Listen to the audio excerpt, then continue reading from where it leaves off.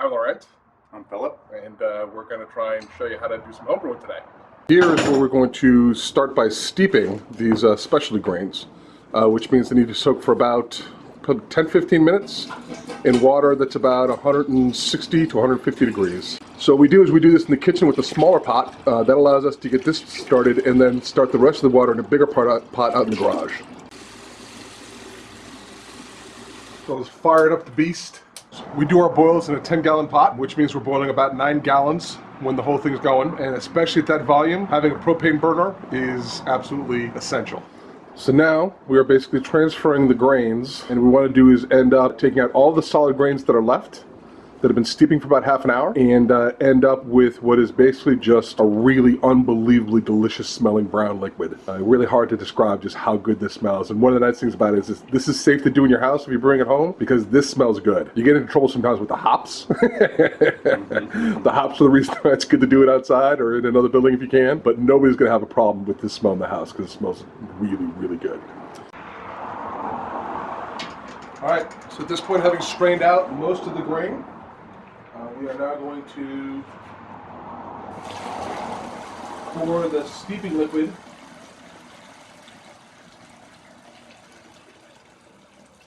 through the filter. And you can see there's still a good deal of grains in there.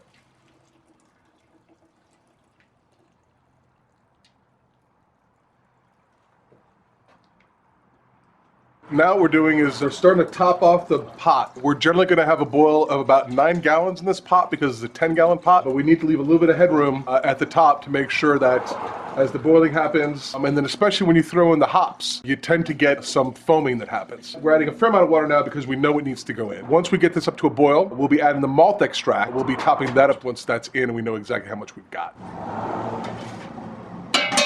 So now that we're actually waiting for that water to come up to the boil, now is usually a good time to make sure that our buckets are clean and ready to go. We're actually going to do this in 2 stages. We're going to use a pretty powerful detergent called PBW that is designed to clear beer equipment, and then we will sterilize it with a product called iodophor, which is basically a dilute iodine solution. You can pour it out and you can let it air dry, and that's all you need to do. As you can see, the beginning of our work is now coming close to a boil. So we're going to let it reach a full boil, and then once it does, we're going to cut out the flame. So we've got here is the malt extract, which is basically the grains that have been converted in a factory, and it turns them into a thick syrup.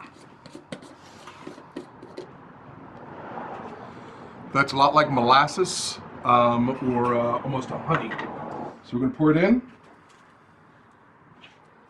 You can see it's really thick. We found that the easiest thing to do is actually just to ladle some of the hot wort back into here and rinse it out a couple times. That helps get it a lot. It's a lot easier than digging in there with the spatula. This is all going to get boiled again for an hour before it goes into the bucket, so it'll all be sterile by the time it's done. And again, it's very, very important that we're doing all this off the boil because what you don't want to do is to have any of the malt settle to the bottom and burn before it's thoroughly mixed in.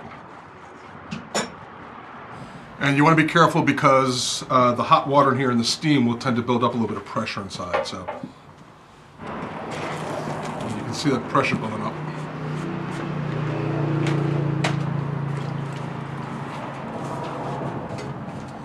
And there we go, pretty much a clean bucket.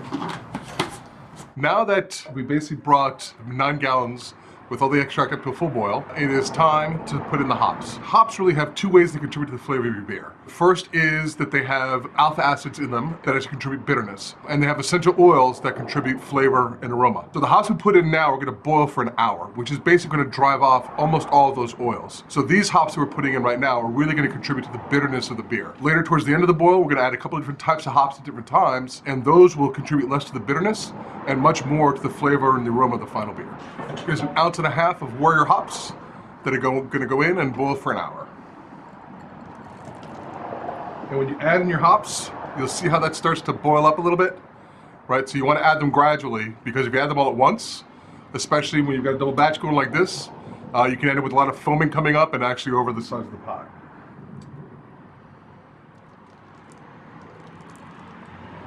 And now is really when it starts to smell like beer.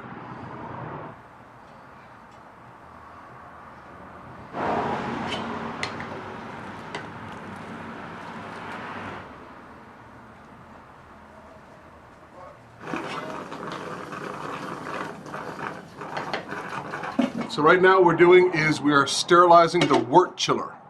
And the wort chiller is really nothing but about 60 feet of copper tubing that's in a great big coil that's 1/2-inch copper tubing.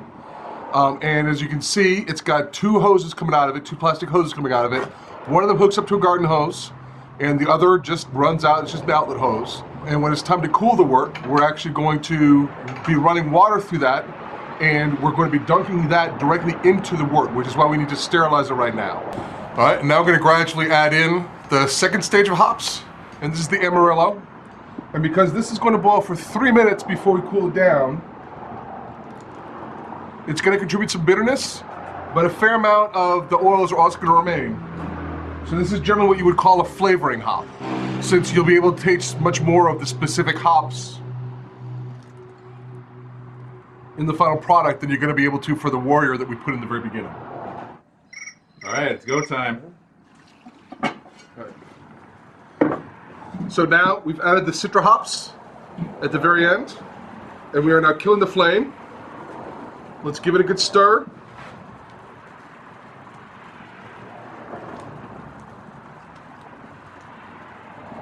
So these final hops, which are actually a very aromatic kind of hop, right? Really not going to contribute any bitterness at all, but they are going to bring a lot of flavor to the beer, a lot of aroma to the beer.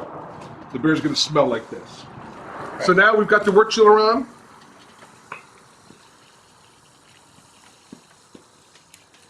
We've just got a garden hose hooked up to it, and it's pumping water through.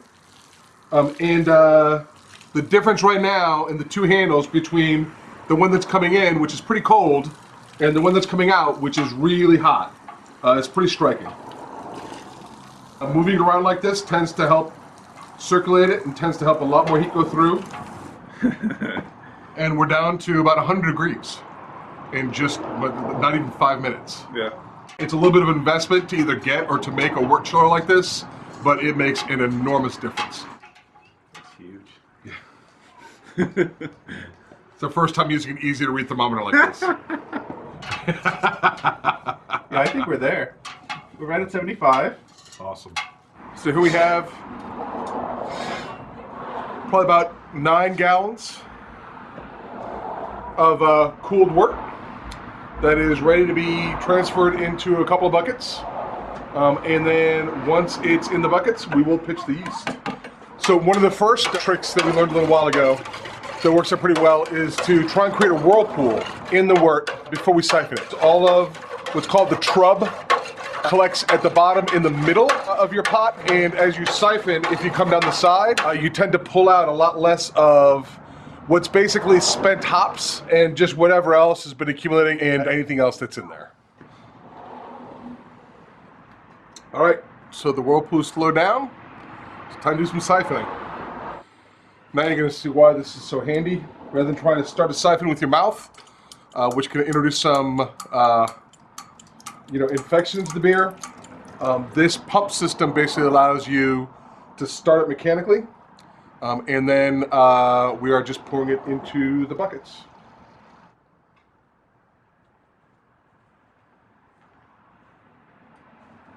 So here you can see the trub on the bottom of the bucket. We've tried to leave most of it as much as we can without leaving too much of the wort down there. And now we've got 2 buckets, each with about 3.5 almost gallons of wort in there. So there's about 7 gallons left in the bucket by the time we're done doing all the boiling. And now we're going to top them off with water to exactly 5 gallons. And it's actually important to make sure to do this before we check the gravity of the final beer, because this wort right here is much denser than we actually need it to be because it's boiled down so much, and we need to basically redilute it to the correct concentration, and then we can check the gravity of our beer.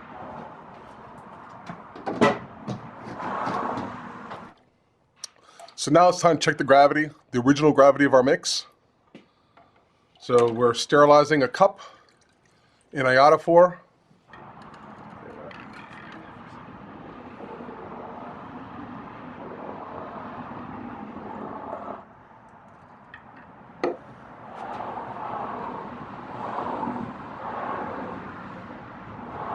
Oh, and this is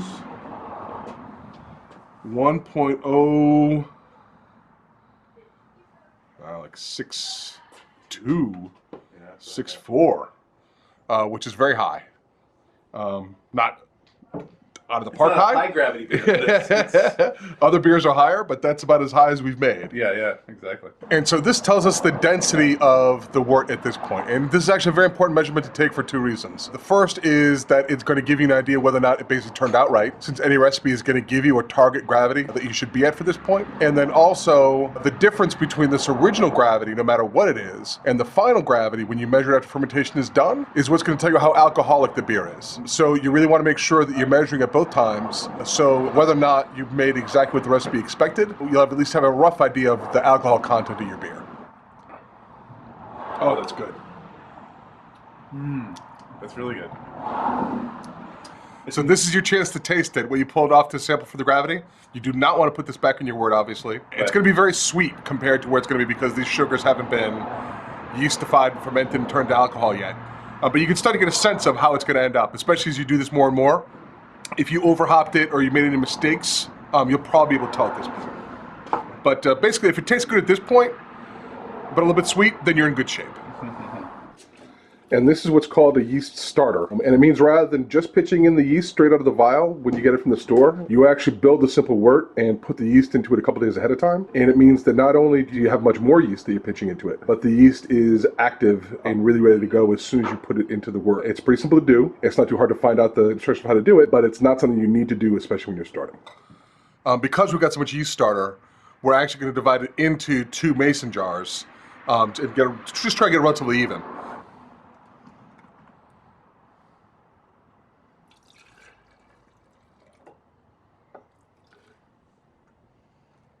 There it is.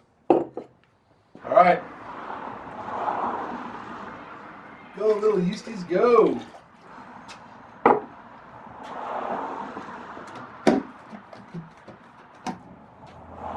So our airlocks have been soaking in iodophor for a while, again to make sure they're sterile.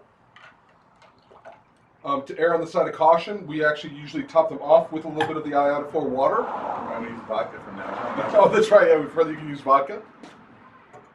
Here we have Phil's awesome fermentation closet that he set up, and this is something we learned, which is a lot easier to put the water in the airlocks after you get them to where they need to be, instead of putting it in early and then trying to cart them around with water sloshing around. There we go. So they're going to sit for a week at 68 degrees. Then we will be transferring them to Last Carboys.